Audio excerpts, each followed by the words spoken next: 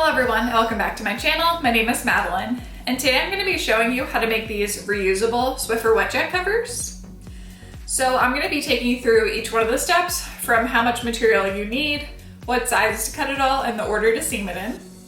And the nice thing about these is that they are completely machine washable. So you can use these basically as many times as you want to until they wear out.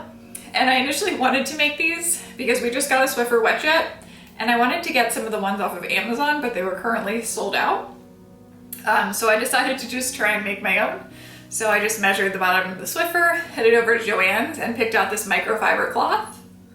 So the nice thing about this cloth in particular is that it does stick to the bottom of the Swiffer Wet Jet. You know how they kind of have that like textured, almost Velcro-like surface on the bottom there?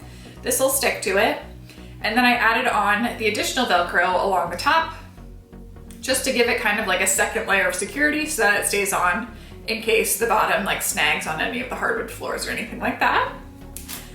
And from 1 yard of the cloth and 1 pack of the Velcro, I was able to make a total of 8 of these. So that's great. I can basically use one set of 4 while cleaning my house, wash those, and then still have another set to use next time. So if you have any comments or questions, please feel free to leave those down below. And if you're new to my channel, don't forget to subscribe. Thanks for watching. So first I'm just going to summarize all the materials you need to make one of these wet jet covers. So for the fabric I used is a microfiber that I purchased at Joann's. If I can find this exact one, I'll link it down below.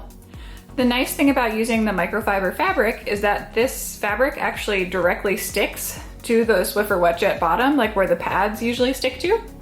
This actually is able to latch on.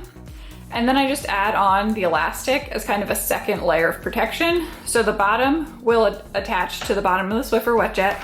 And then I basically just use, did I just call it elastic again? I use Velcro to attach this around the top of the mop.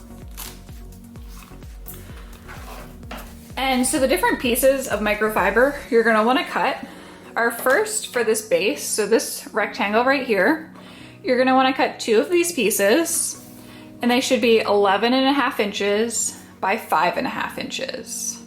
And I'll have the different metric conversions down below in the description box. And this allows for a 1/2 inch seam allowance. And then basically once we're all done sewing, this is the exact size of the base of the mop. So again, you need 2 pieces that are 11.5 inches by 5.5 inches. And then for each one of these straps, you need 2 pieces, 2 pieces, 2, and 2. So you need a total of 8 of these pieces, and these pieces are 3 inches by 5 inches. And again, we have a 1/2 inch seam allowance. So I've already cut all these pieces out for my next one. So I have 8 of the smaller strap pieces and 2 of the large pieces. Next up, you're just gonna wanna, of course, have a pair of scissors and a sewing machine. It's also helpful to have a ruler and a pattern or any sort of marker, and that way we can just mark how far in these straps should go from the edge, because you want to make sure you don't block where the liquid actually comes out of the mop. And then the last thing I use some Velcro, and that's just for kind of the second layer of attaching it to the Swiffer. So the Velcro I'm using here is 3/4 inch wide, and it's the sew on Velcro. And I've just cut 2 pieces that are 1.5 inches long each. And that's what I use over here on the sides. And again, the nice thing about the microfiber cloth is that the Velcro actually just sticks directly to the microfiber. So you don't need to add on the other side of the Velcro. You can if you want to. I just found that this sticks all by itself. So there's no sense in doing it twice. So now I'm gonna get started showing you how to actually seam the pieces together. So I sew each one of my 4 straps exactly the same way. So I just take 2 of the pieces, lay them right on top of each other. And this fabric doesn't have a right side or a wrong side, which is really nice. But if you did have a right side and a wrong side, you'd want your right sides together. And then all I do is I sew a 1/2 inch seam around 3 of the edges. And I do make sure to go back and forth at the beginning and the end just to secure those stitches. And I'm just gonna repeat this for each set of 2 until I have a total of 4 straps.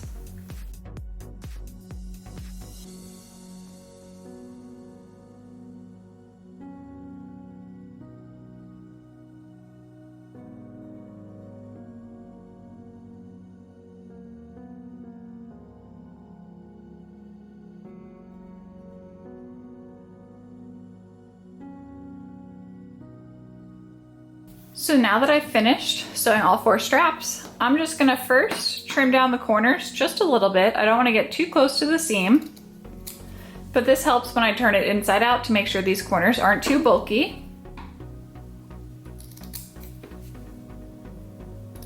And then I also wanna cut off all my little tails of thread.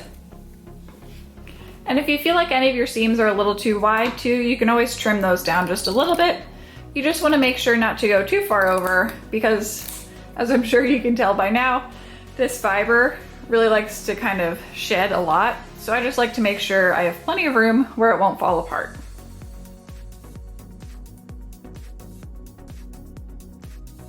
So now that I've finished trimming all of these, I'm just going to go ahead and turn each one of them inside out. So now I'm all finished turning these inside out. Or really the correct side out. And I do make sure to poke all the corners out just so it creates a nice rectangle there. So the next step, we're gonna need one of the base pieces. And again, I don't have a right side or a wrong side, but if you do, you're gonna wanna have the right side of the fabric facing up. And you're gonna wanna measure 2 inches in along the long edge. So first I'm gonna do it on this side, just mark it with a pen. Then again, I want to go to the other side, measure 2 inches in,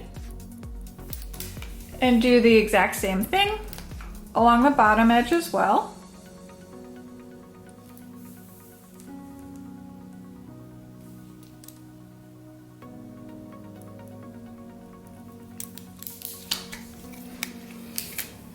Okay, so now that I have those 4 locations marked, that's going to be where I place each one of these straps. So you want to place the straps to the inside of each one of these lines. So essentially I'd place one strap there, again to the inside of this line, the next strap there, and then do the exact same thing along the bottom edge. And I have the open portion of the strap lined up with the outside edge of the rectangle. So again, I have the open portion here, edge of the rectangle, open portion here, edge of the rectangle, and the finished sides of the straps towards the inside. And now all I do is I go around and I sew each one of these straps into place, and it just helps to keep it there. So I just line the edge of the fabric up with the edge of my sewing machine foot, and I just sew a seam right along each one of these just to hold them in place.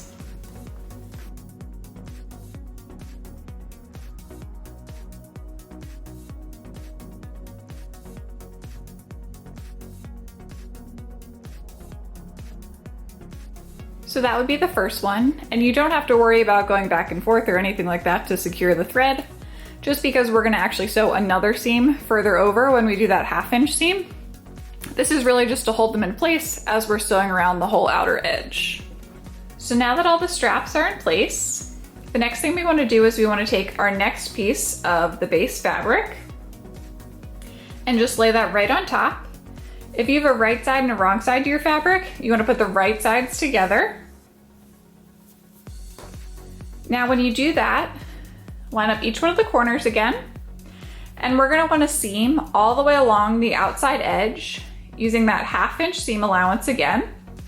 And you want to leave an opening along one of the shorter edges. You can do either one.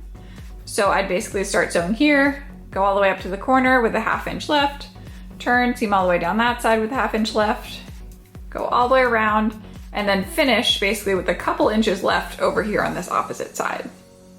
That way we can turn it inside out.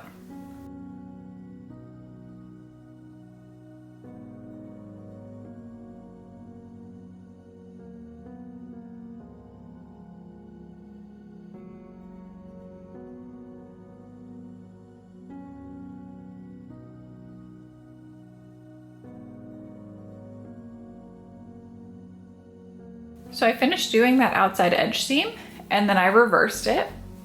So the final steps to do on the actual base of the cover are just first, I just fold in the edges where I flipped it inside out, fold them inside so it creates a clean edge, And then I just do a quick seam right down there. So on this one that's already finished, you can really barely see it, but I just did a quick little seam right there. And then the next thing I do, are I add some decorative seams to the edges.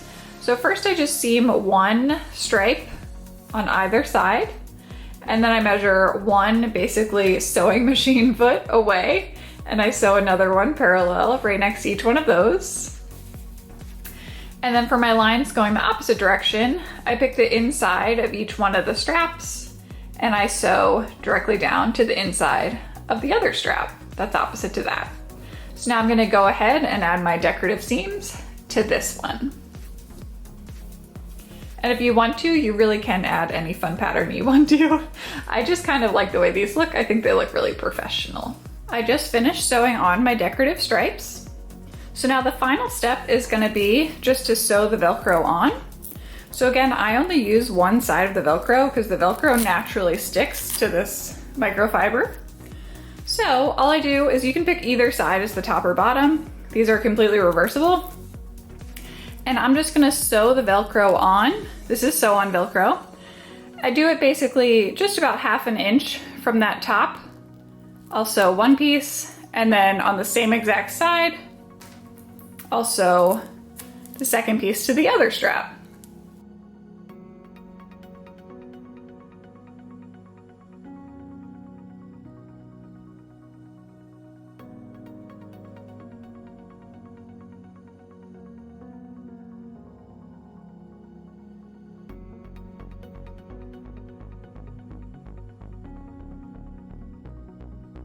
Now on the other two straps that are opposite to where the elastic are, all I do just to make these from like kind of becoming twisted or anything like that is I just sew one seam directly up the center of each one of these.